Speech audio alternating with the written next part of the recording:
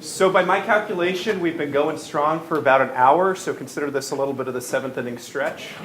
I'm going to have a little bit of an interactive presentation, so you know that's coming, and it's going to have a good deal of overlap with what you've heard before, because wouldn't you kind of hope that we agree to some extent?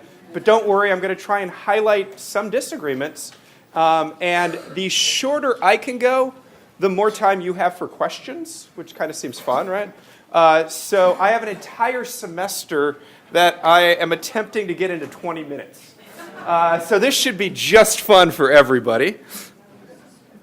While I'm pulling this up, I would like to thank all of you for being here tonight. I'd like to thank Andy and everyone from the American Institute for Progressive Democracy, students, and I have a special treat. I have my folks here in the audience.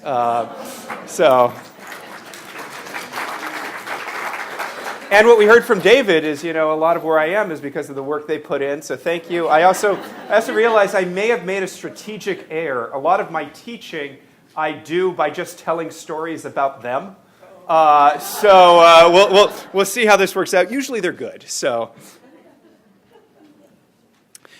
outline of a semester of income inequality and economics. Let's just get the facts out there.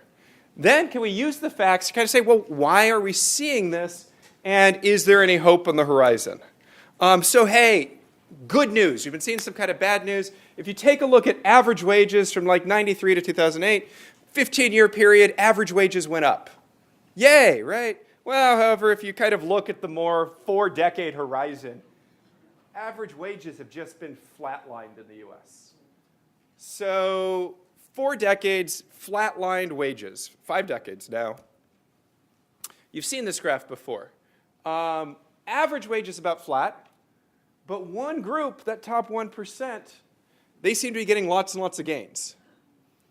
So if the average is constant and one group is taking off and having lots of gains, the bottom 30% of workers are earning less now in real terms than they were 3, 4, 5 decades ago. So income inequality really is the rich are getting richer, the poor are getting poorer. So if you take a look at the top 1% share of pre-tax income, they're bringing in nearly 1 out of every $4 in income. But I ask you, is that the weird thing?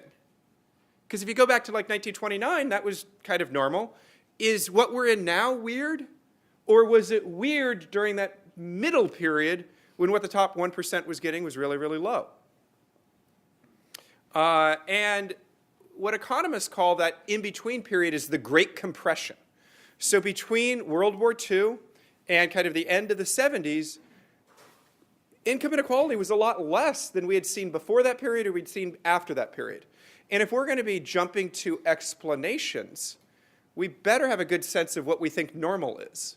So are we normal now, or are we above normal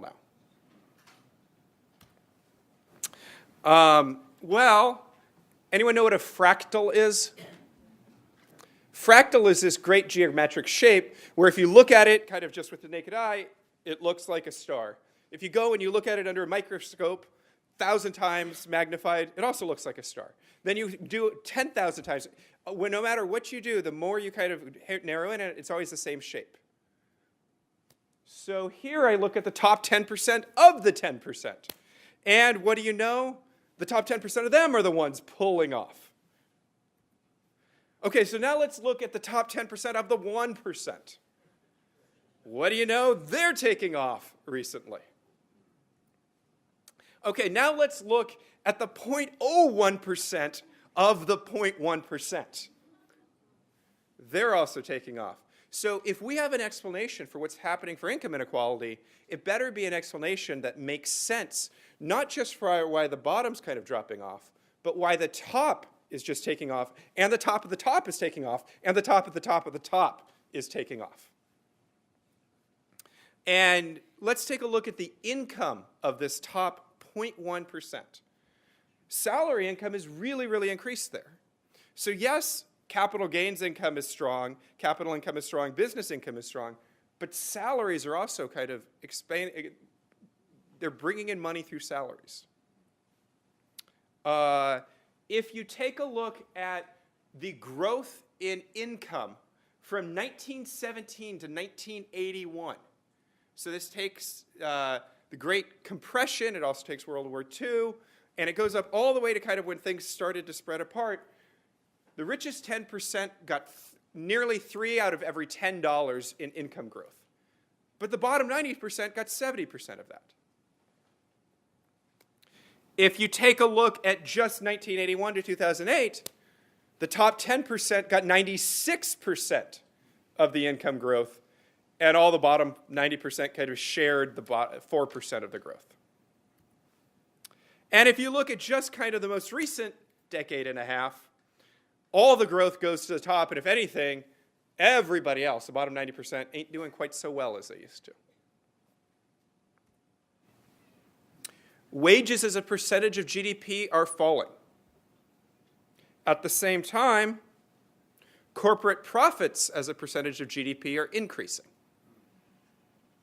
So these are just the facts, because any explanations, any theories we have to kind of make all these facts make some sense.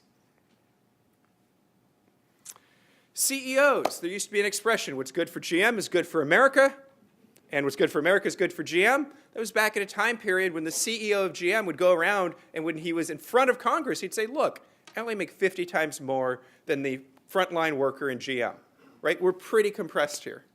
So now CEOs are making 350 times what workers are making. It's just exploded. Not as big as it used to be. It got up there to a max of way, way, way, way high. Come down a little bit, but still significantly bigger than it was in the 60s. So I promised it would be interactive.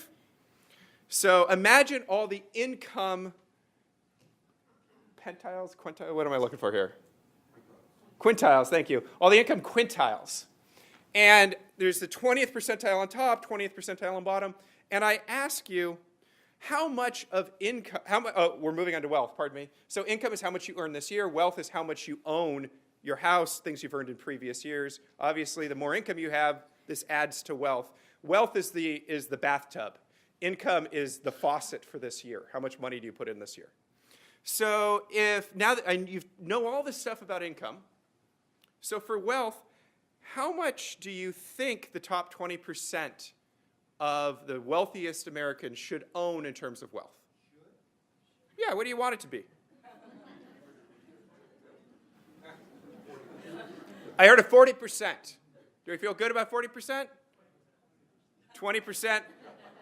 That's going to seem relatively hard to do for everyone to have exactly 20%. If you kind of look at Americans, you poll them, they want about the top 20% to have about 30% of the wealth. And they really want to make sure the bottom, that's the far right, the bottom 20%, we want to make sure they have at least 10% of the wealth. That's kind of what we'd like it to be. Okay, what do you think it is? How much of the wealth do you think the top 20% actually own?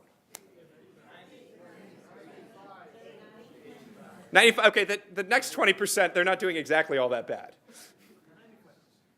95. If you say 95%, the next 20%, which is still pretty far off, doesn't have much.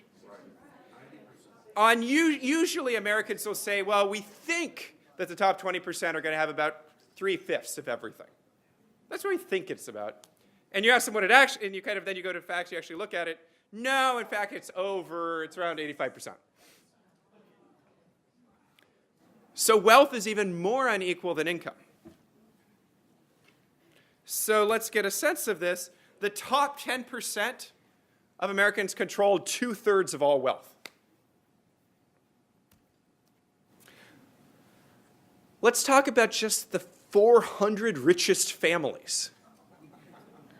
The 400 richest families in America own 3% of all the wealth.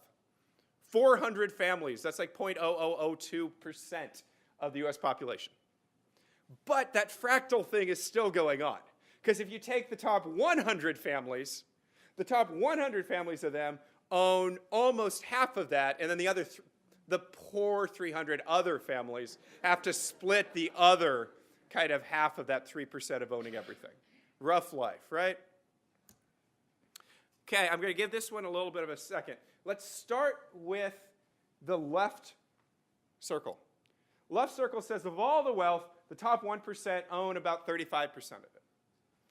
If you want to go in just the top 5%, the top 5% is going to own roughly 60% of the wealth. But we're doing pretty good. The bottom 80% control 15% of all the wealth.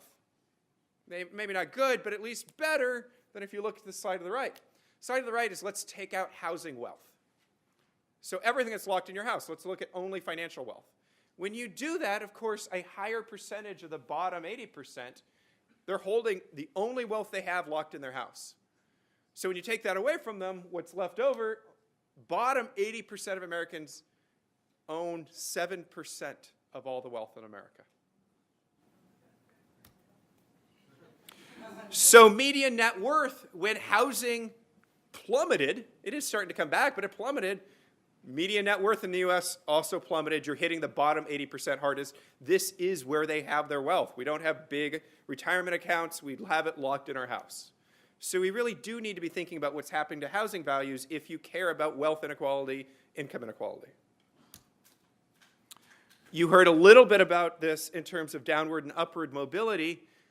I might not feel so bad about income inequality and wealth inequality if I believed everyone had an equal shot. That's what David was saying in the beginning. Well, they don't. And it's decreased over time. So now your chance of going from the bottom 20% up is lower than it used to be. And your chance of going from the top 20% down is also lower than it used to be. So we're starting to get a little bit more locked into our areas where we started. We've heard a little bit about taxes before. So top 20%, I'm going back to income taxes. Top 20%, how much of taxes do you think they pay for income taxes? 40%? You think they pay 1%? So they do tend to pay about 65% of all income taxes paid. Is that state and national? State and federal income taxes. But they're also bringing in about 60% of the income each year. So it's about what you'd expect if it was equal between quintiles, but not terribly different. Top marginal tax rates, I don't have the Affordable Care Act there at the end, but top marginal tax rates, you take the absolute highest marginal tax rate, that's fallen over time. Capital gains tax rates haven't bounced around very much, but they've fallen a little bit.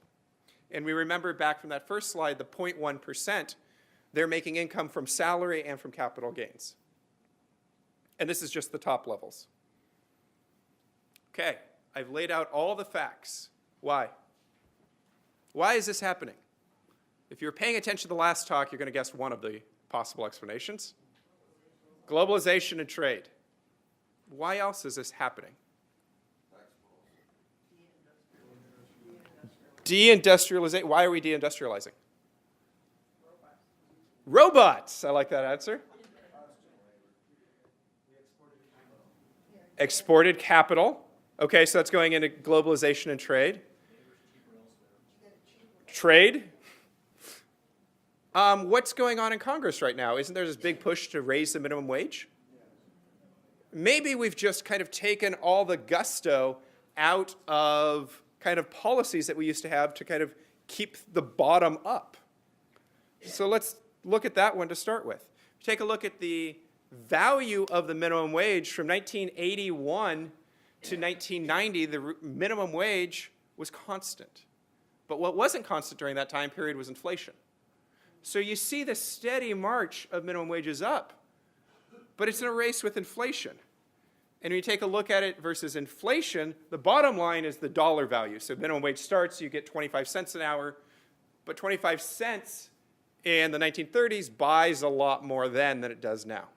So the top line controls for how much you can actually buy with that. And what we've seen is the real value of the minimum wage is falling. Maybe that's an explanation. However, only about 6% of our labor force is earning the minimum wage or less. So you're going to have a hard time using this to explain all of the drop of the bottom 40%, 40% of wages. And I don't understand why minimum wages would affect the top of the top of the top going up. Unions. Unions are another explanation. So private sector unions have dropped. So only about 11% of American workers work in unions now. 35% of government workers work in unions. 6% of private sector workers work in unions. So unions have also dropped. So if unions were holding wages up, they're just not a big enough share now to be considered why they're not holding everything up. And again, you're not going to be able to explain the top of the top of the top with unions. Maybe it's trade deficits. We heard about trade deficits. And so I won't go into great detail on this, but there might be some concerns on it all being trade as well, right? Because we saw the trade gap was only about 3% of GDP. That's a pretty big tail wagging the dog for this to be the only thing that's going on. We saw that if you add exports and imports, that's only about 1/4 of US GDP. How could 1/4 of GDP explain the drop in all the bottom 40% of wages and the fractiles at the top? Maybe there's more going on. Civics, constraints, and fairness. I promised a parent story. My mom does not shop at Walmart. She doesn't. There you go. She doesn't believe that they line up with her values. Well, go back to that GM CEO who had to appear in front of Congress and say, I only earn 50 times as much as my workers. Maybe back in the 60s, all of us would have said, we don't shop at places where the CEOs earn 400 times what their frontline workers are. It is unfair, it is unright, we don't shop there. But you know what might have happened between the 1960s and today? We might be now willing to shop there, right? And so if we don't have that same kind of common ethos of what's fair, maybe back in the 1960s, the CEOs wanted to earn 400 times, but the CEO would have felt guilty. The board would have felt guilty, would not have allowed it. The stockholders wouldn't have allowed it. So perhaps fairness might be an explanation. But we're resting a lot on fairness to explain all of this. So maybe it's part of the explanation, maybe not the whole explanation. Talked about that. Economists tend to think that one of the big explanations, in addition to these other three, is technological change. So I told the mom story, I'll tell the dad story. My dad told me stories that when he began working, he works as an engineer, and he would write up his reports. If you've ever seen his handwriting, it is in fact worse than mine. I feel bad. And his secretary would type up his notes. What did the personal computer do to both of those jobs? My dad can now do engineering work much, much faster, right? They say the capability on your cell phone is probably stronger than the capabilities used in computers to land somebody on the moon during the 1960s. Think about that, right? So now with all that extra capability, engineers, doctors, researchers are going to be able to produce a lot more than they were before. And if you're producing a lot more than you were before, maybe you should get paid more for it. But at the same time, think about the secretary. She used to take notes, she used to type them into the typewriter. That job is no longer needed. And it's not just computers. Computers are affecting the assembly line. Let's think about, I'm going to do a shout out to an economics student, Kyle McAndrews. Kyle McAndrews is a star basketball player in the Pomona Pitzer basketball team. Okay? Think back, way, way, way back when there was not television. If we wanted to see basketball, we wouldn't watch it on TV. We wouldn't watch the Clippers or the Lakers. We'd go to our local basketball squad and we'd watch them play local teams. So there'd be lots and lots and lots of jobs for people who wanted to play basketball. What did the technology of national markets and TV do? Now we don't want to see the local teams. We want to see the best of the best of the best. We want to see only the national teams. So whereas a while back, if you weren't the superstar, you might have been able to get the job. Kyle McAndrews he'd be a great local basketball player. I'm not holding my breath for him kind of walking onto the Clippers. So what happened, what's going on with the top of the top of the top? Maybe the benefits for being just a little teeny bit better than the next woman or the next man have increased.